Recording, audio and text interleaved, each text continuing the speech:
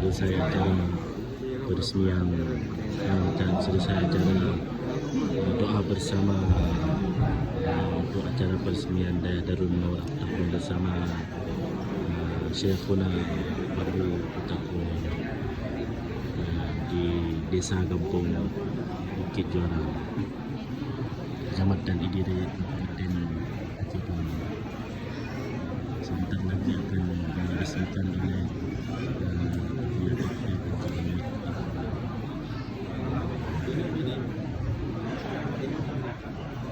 Alhamdulillah sudah selesai acara doa bersama dalam rangka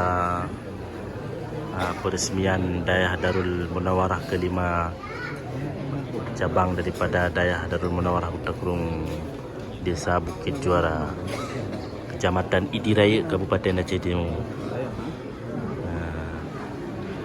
Jamaah dengar ke salam-salamannya Abu.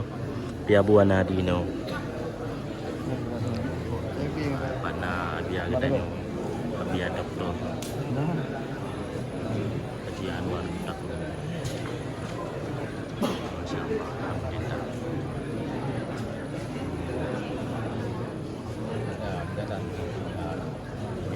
Ayah.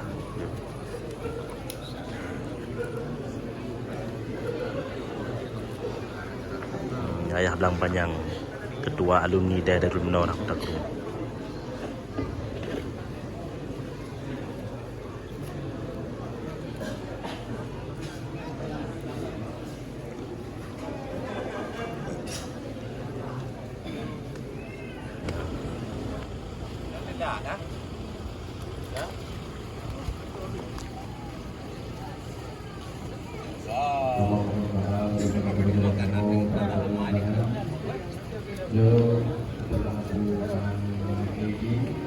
Dapat mengambil tempat kembali karena akan dilanjutkan sesi guru-guru kamu, para tamu undangan yang kamu muliakan.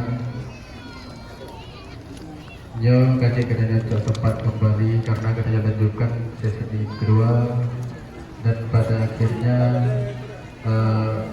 tausiah yang disampaikan untuk oleh Ayah di Lampanya, dan untuk selesai baru katanya mengkanduri bersama. Untuk sementara nyo katanya ikut sesi yang kedua.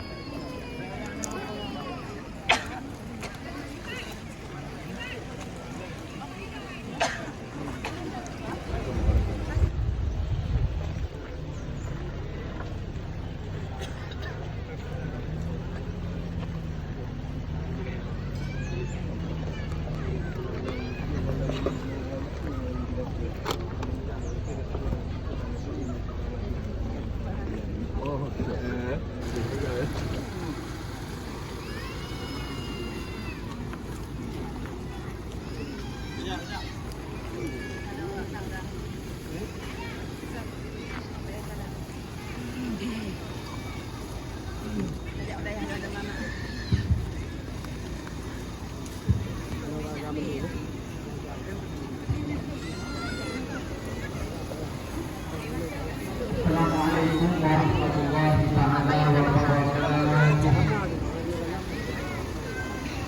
Alhamdulillahirabbil alamin wa bihi nasta'inu ala umuri dunya waddin. Asyhadu an la ilaha illallah wahdahu la syarika lah wa asyhadu anna sayyidana Muhammadan abduhu wa rasuluhu la nabiyya ba'dah. Allahumma shalli wa sallim wa barik